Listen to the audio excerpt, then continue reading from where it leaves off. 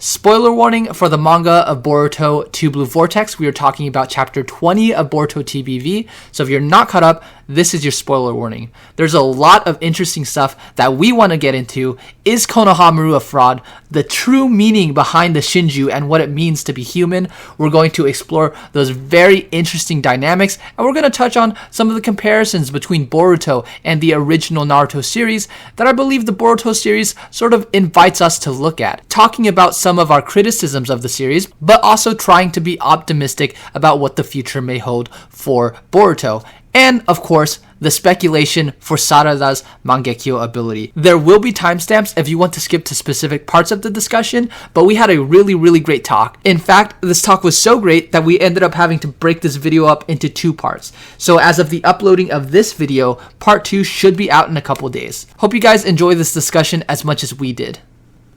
We have to talk about what everyone's talking about. Is Konohamaru a fraud? And the answer is maybe he is, because he's been extremely disappointing. But I do think that the discourse around Konohamaru has been interesting, because as much as I do think his character has been a pretty big disappointment overall in Boruto, I actually don't think his interactions with Matsuri are that for me. I actually think they're relatively well written. Because I think the biggest thing with the Shinju is the fact that, you know, their whole thing is like, what does it mean to be human, right? What does it mean to be human and have emotions? And that's what the Shinju are sort of grappling with. And it makes sense then for Konohamaru in his fight to have to go through and confront his human emotions as he's fighting these beings who are doing the same thing. So one thing that I've seen a lot of people say, a lot of people make this point, and I agree with it, is that this mission that Shikamaru has given Team 7 is not something Naruto would have done. He would not have assigned this mission, and if he was in that position, I don't think he would have done the same thing also, right? And Naruto is really sort of a moral compass. Obviously, he was in the original series, right? Like a moral compass for all the characters in the series. And even though Boruto is a different series, I think he's still that to a degree, right? Like when you think of like Kawaki's motivations and how Kawaki sort of looks at Naruto as like a guiding figure. Naruto is still, I think, a sort of moral compass-like figure. So I don't think it means nothing that there's validity to the fact that, like, what Konohamaru is doing, what Shikamaru's ordered Team 7 to do, is not really within the scope or the vision of what Naruto as a character is like about, you know? Especially, I think, as it relates to Konohamaru, because obviously his entire story arc, going back to the original series, has been him trying to follow in Naruto's footsteps, right? And him wanting to be Hokage, large part because of Naruto, right? And so I think that Konohamaru sort of straying from that. There's more to it than just, you know, whether or not he as a shinobi can carry out the mission. Does that make sense? Yeah.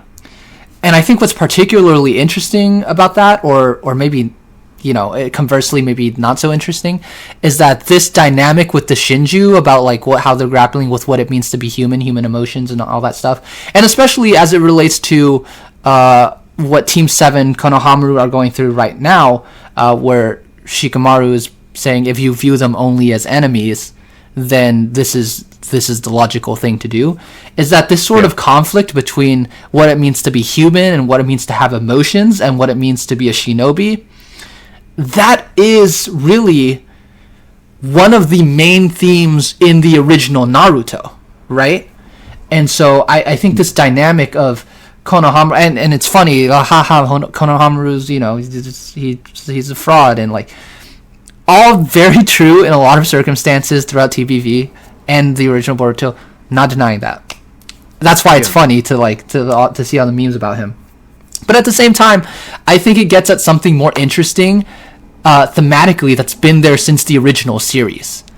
I will say, conversely, this is a little bit unfair to say, in the sense that, like, we still don't know where exactly this storyline is going with the Shinju. But for me, I do think that is a little bit of a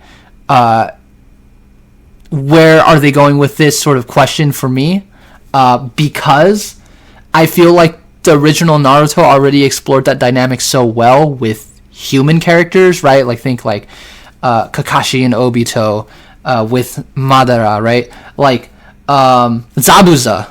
That was a big one, right? So Zabuza, and everyone loves Zabuza, right? So because the original series already explored something like this topic so well with human characters, in some ways the Shinju do feel a little bit like knockoff versions of that kind of storyline. So I am, in that sense, I am a little bit like trying to see, like, okay, where are we going with this? Is this sort of like a rehashed, version of this with, like, in my opinion, inherently less interesting characters because, they're in some ways not as relatable on a human level.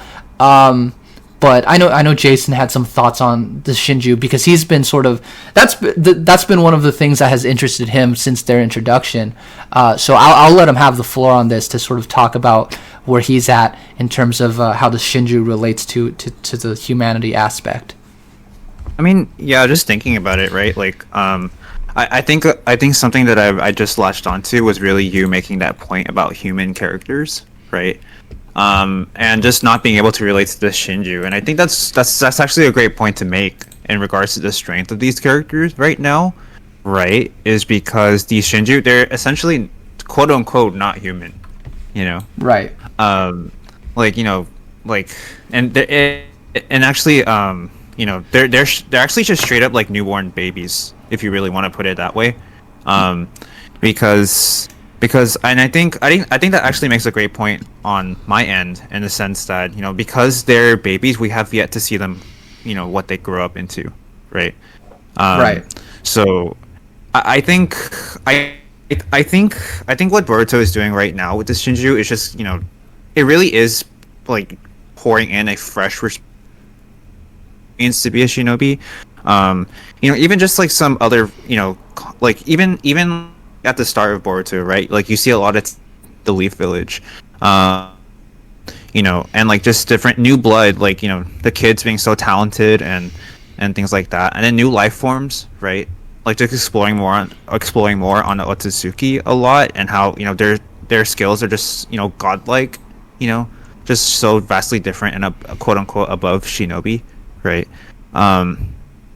And I think the Shinju just kind of tie that together in a sense of just being a true meditation on what it means to be human, right? Because they're learning it for themselves for the first time ever. Because I feel like the human characters in Naruto, right, they already had time to really dedicate themselves to something, right? Like, they lived their lives as a shinobi, just dehumanizing themselves. Like, there's even a lot of times where people even bring up that, I think something that comes to mind thinking of Zabuza is, like, the very, like, remember the barbaric, like, preliminary exams for shinobi? Yeah, the Blood Mist Village. Teammates? Yeah, the Blood Mist. Yeah. So, even that's, like, a long, development path, right, to becoming a bit more human, So, I do think it's sort of a rehash, but the perspective is fresh because these Shinju are so new, right? From the moment that they're born, they claim that they have evolved a bit from, just being a senseless creature that looks for Otsutsuki to devour, right? Yeah. Because of Code's, Otsutsuki genes, right? Yeah. Awakening self-awareness. Just speaking about self-awareness, right? If anything, I think the concept of the Shinju hone in on just bring up or almost challenge, like, what we traditionally define as human, right? Actually, that's keep going. Isn't that interesting? Like, no, they okay, yeah. common. You've brought up some interesting ideas that sort of I have some thoughts now. So you're basically saying it's adding a different sort of dynamic and potentially offers a different, more interesting sort of like face, I guess, to sort of this topic. And I think that's fair. I think that part of that remains to be seen in terms of what direction they go, but I can see why that would be interesting. You brought up some things that have me thinking. So you're right. The Shinju are kind of like a blank slate, and I've just realized that this sort of blank slate imagery was, if I'm not mistaken, used by Itachi to describe Sasuke, right? Am I going crazy? He did say that, right? I remember that. Yeah. And so I mean, that kind of does bring up the question too when you're looking at it from what Shikamaru tells Konohamaru, right? Like, if you truly see them as only enemies, as only sort of animals to be defeated, then this should be easy. This should just be a job. Yeah. So then I guess a valid question is then, like, is that what they are? Like, are they just sort of like enemies to be defeated? Was there potential for them to be allies? And like, did they go about it the right way in terms of how they've approached interacting with or combating the Shinju? I think one interesting part of this, I think we talked a little bit about this when we were sort of doing the pre-show prep, is Kashin Koji's role in all of this, because he's been the one that's sort of been pulling the strings, and he's sort of in a sort of like authoritative state within the context of like the narrative, because he is the one with the ability to see the future. So we're kind of like trusting in what he says, but right now, like, just narratively speaking, we don't know. Maybe he is, maybe he isn't, but who's to say that Kashin Koji is steering us in the right direction? Maybe he's not, right? And but you know, so there is some interesting stuff that could be explored there. Yeah, I see it. Like the parallels to arguably Sasuke, right? But then potentially humanizing the Shinju so as to say, did we do this the right way? Especially when you, once again, I guess, tie it back to what I was talking about at the beginning with Naruto being sort of the moral compass for the series. And, you know, a lot of people, I think, would say that Shikamaru's mission sort of like diverges a little bit from that. So maybe that, you know, maybe there's something to explore there. No, that I think that's really interesting. No, it's super interesting, especially when you look at how the Shinju just developed throughout the story so far, right? Because, you know, because they drop a lot of things about, I think some things that come to mind for me, there's a lot of things that define what we, you know, define as human qualities, right? Yeah. Self-awareness being in bold is a big one when they're first introduced. But then they talk about instinct, right? Devouring, you know, who you want to devour. To me, what that brings up purpose, right? Right. Because instinct or purpose is something that you develop over time, but what's really, I mean, people might, you know, just say that that's something that's, you know, inside of you. It just has yet to be discovered, right? And you know, it's funny because we were talking about Loki like a couple of weeks ago. Yeah. You know, greater purpose, right?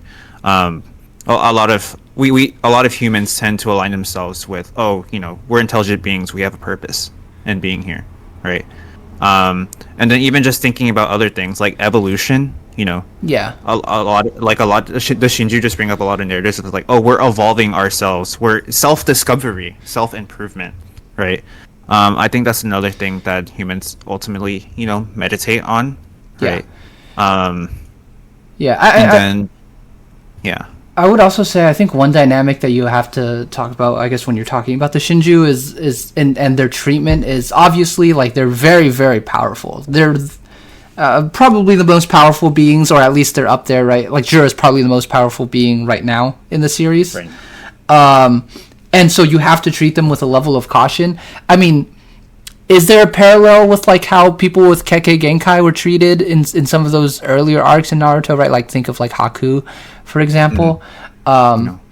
maybe, but if so, to what degree does the series end up trying to humanize this Shinju? I think that's going to be the most interesting thing to look out for then, with sort of all of these narrative threads that we're talking about. Is like, is that the direction that we're going, and like how far in that direction are we going? I can see there being interesting things to explore there. Maybe it's just been because it's been a bit of a slow burn month to month. The growing pains of the slow burn. Kind of crazy for me. But the thing is though, like I think the reason why I really like center on the development of the Shinju actually is because when they're fighting us, I say us as in defining us as humans. This is kind of funny. But when they're fighting us, they actually question their motives, right? Yeah. Like why didn't you just run away, for example, when they're fighting Ina, Shikacho, and Himawari, right? Yeah. Why didn't you just run away? It would have been better to run. Yeah. Right? Instead, you sit here and you defend this, little brat, right? I think there's also... Sorry, keep going. I cut you off. I think, well, what I was getting at, though, was, like, they're measuring, what's the word? Objective,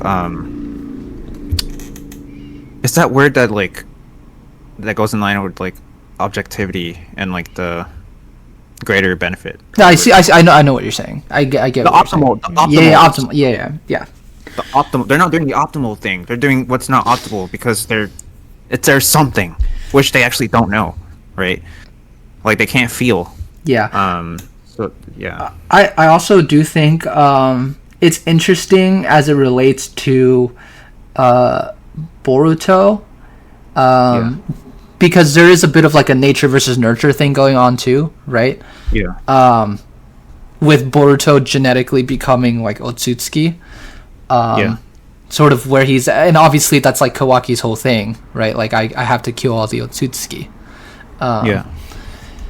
And so there is like a nature versus nurture thing going on here too, where by nature these are very powerful beings and you have to treat them with caution, right? But like maybe you're also pushing them into like this antagonist category. I think it's also we were talking a little bit about like the anime versus the manga before we got on here. I think the anime, there were a couple of arcs of the anime. I didn't watch all of the anime. I watched up until basically the Mujina Bandits arc of the anime, which is basically the first arc of the manga, that first little mini arc of the guy that like eats people.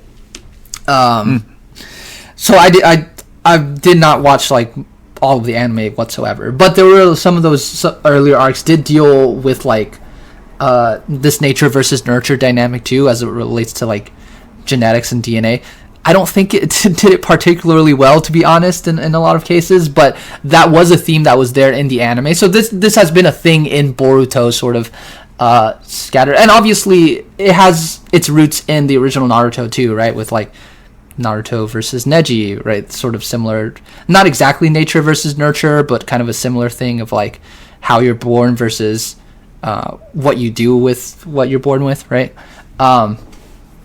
And so, I think all of those things definitely sort of fit that narrative.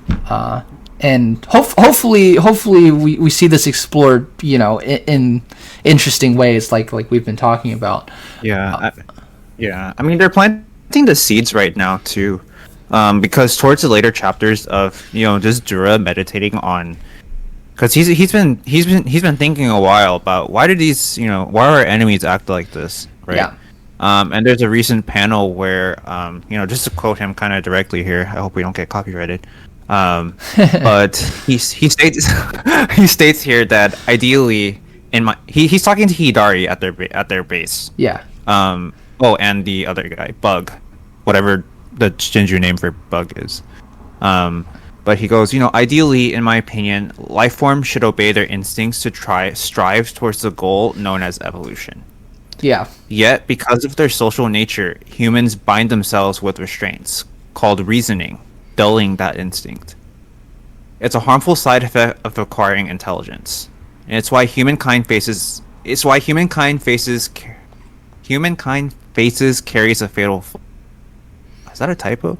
That's the official translation, y'all. And And it's why humankind carries a fatal flaw. Unlike us divine trees who stay true to our instincts, right? So that's kind of interesting too, right? Because they're kind of going towards, because now you can kind of see Jura explicitly saying, "Oh, we're not humans, we're divine trees." Yeah. Right.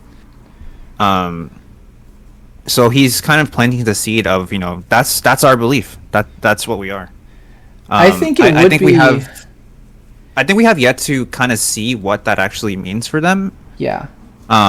Because that kind of directly conflicts with the whole they're hungry for intelligence thing. Yeah. Right. Because the quote unquote purpose of a divine tree is to devour an Otsutsuki. Bloom the fruit and then provide Otsutsuki's power, right? Yeah. And it's kind of funny because there's another seed that was planted to suggest that like maybe Jura and his gang might look for more. Because there's I was rereading the series before we jumped on today. Yeah. I actually noticed that when Code came to attack them, yeah. Jura specifically said, "What happens if we eat the fruit?" Yeah, and I actually realized that's their goal now that I think about it, right? Because they explicitly mention like one of either Kawaki or Boruto to be Otsutsuki fodder. Yeah. Whether that's towards feeding it to Code or themselves might not be as clear, but there's definitely some setup for their development. You also excited for. Yeah, you also mentioned instincts there, and I think that's interesting. Maybe this is something that we end up exploring in a scripted video with the Shinju, but this whole instincts thing, especially with like how they're created by devouring a person, their instincts really is like derived. Funny enough, I think maybe ironically or not, I don't know. From humans, the humans that they're derived from, right? Like that's whatever the humans they devoured, their strongest impulse, right? Instinct. That's sort of what the Shinju are driven by. So this dynamic of like human instinct versus rationality. Which if we really want to get into that philosophical debate, which I do not, but I think that's a little bit of a false dichotomy. But there is some, and obviously I think the series is going to say that Jura right now, whatever he's saying is not correct. But But there's some interesting stuff there too, as it with respect to what the Shinju symbolize. Regarding human instinct and human impulses, right? Mm-hmm. Because humans do have an impulse to like devour things and like consume things, right? Consumption. So there's some interesting stuff there too. Yeah. Especially because the Shinju are specifically derived from the instincts of their human, that they devour. Human hosts. Hey, future Noxl here, interjecting real quick while editing this to say that I don't think I quite made the point that I should have made effectively, so I want to clarify real quick. I think Jura references both instinct and rationality as things the Shinju should live by, both their instincts to devour, but he also does invoke a rationality to their survival and quote-unquote evolution. The actual interesting part of that, that's kind of ironic to me, is that those said instincts to devour are inherited from the love of the person they were born from, and love is something Jura has criticized. We touch a bit more on this later on in the discussion as well, but I don't think we quite made the point super effectively then either, so I'm recording this after the fact to clarify what needs to be clarifying. Anyways, back to old me. Yeah. And I think this trope, this is a common trope, right? Exploring what it means to be human, right? And typically, what these tropes have in common is that they try to use something that's either vastly different or has a symbolism of humanity or somewhat similar to humans. Right? Yeah, I sort of see the vision here as the Shinju as like a representation of like the human like id sort of. Yeah, like a mid between, right? Yeah, something like that. I can see that too now that you're talking about it. No, I can see that. Yeah. Yeah. And I think Kishimoto's been kind of drawn to these things lately. I think back to that manga he did before Boruto regarding, it's called Samurai 8, I think. Yeah. It's in my opinion, it's like the foundation for the concept that he came up with for Otsutsuki. I definitely think you guys should give it a read. I still have not, so, but you should. It's really short. It's 40 chapters. Like it's not. Yeah, it's not pretty that long. short. Yeah. What do you think about the Jura crying panel? Okay, so that panel's interesting, right? Just kind of peeling it apart in terms like thematically or logically, right? We notice that he's crying at the same time as Matsuri. Mm-hmm. So he's the leader, right? So he's actually he's the Biju incarnate. So he's the actual Biju. Yeah. Whereas everyone else is like basically just branches of the Biju that latched onto other things. So maybe just to theorize a little bit, maybe like everything that they do is connected to him, right? Or everything they think or feel is connected to him. Right. I can see. Yeah. And I think it's cool. That's kind of cool, right? Unconfirmed at the moment, but that's an interesting theory for sure. Yeah, and I think when Ryu was born, the Iron Shinki Sand one, guy, yeah, Shinki. The Shinki one, yeah. When Shinki was born, and they revealed his name to him, Ryu. He goes, "Oh man, master, like you know me so well, right?" Because they actually have a note in the official translation on the what's it called? The Jump Manga Plus. Yeah. Like Ryu translates to a grain of sand, right? So it kind of goes to show that he's at least to me, it shows that he's connected to all of them in some way. And what could break my argument actually is how Hidari acts. Because we noticed that Hidari is actually very individual. Because Sasuke is kind of a lone wolf. Right? Yeah. Hey, this is Jason in Post here. I kind of wanted to interject right at this point where I'm talking about my theory about how Jura is connected to all the other Shinju, and also just Hidari kind of breaking that theory. I wanted to expand a bit more on that because all I really gave on that was Sasuke being a lone wolf. So I kind of wanted to just expand a bit more on that. Now, exactly what I mean by Sasuke being a lone wolf is that, he is the most intelligent character, or at least, one of the most intelligent characters in the Naruto series, right? There's a lot of people who really praise Sasuke for how cunning he is or how strategic he is, right? In fact, even in a lot of fights, he's always, leading his team, or even against Kaguya, was able to strategize for Naruto, right? So, that's one thing. But then that connects to just in general Hidari being a bit more inquisitive more than the other Shinju. Because you always see Hidari talking to Jura whenever they talk about just things of the human psyche or talking about psychology, right? Or even Hidari, he's the only one that really questions his purpose or asks Jura questions or really entertains those kind of conversations with him. So yeah, I just wanted to bring that up because I didn't really get into why I thought that Hidari was a bit separate or individual. So yeah, just a bit more clarity for you guys. So there's also the balance, which is actually kind of interesting, what we'll see later, right? The balance of how connected they are to Jura and how individual they are themselves. Because even Jura says it too. He's like, oh, those feelings are unique to you. I think it's when Hidari kind of pokes at Jura and wonders, what's my purpose? What are we? Right? So even Jura kind of admits a little bit that like, oh, that's not something that I can explain to you fully because your feelings and thoughts are your own. Yeah. I think the panel is definitely really cool. Because then it even transitions to, oh, love is something that we have to overcome. Well, I think the irony of that is, they talk about like rationality versus instinct, but like love is very much an instinct.